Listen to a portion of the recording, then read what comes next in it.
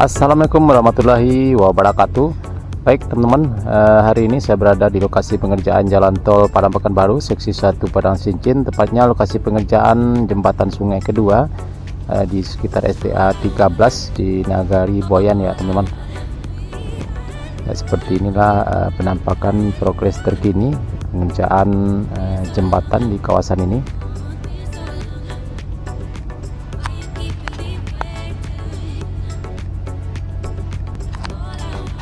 Ya, kita lihat teman-teman, pemasangan tiang pancang sudah sampai ke tengah sungai ya teman-teman. Ya, kita lihat juga sudah dilanjutkan dengan pengerjaan pengecoran beton di atasnya.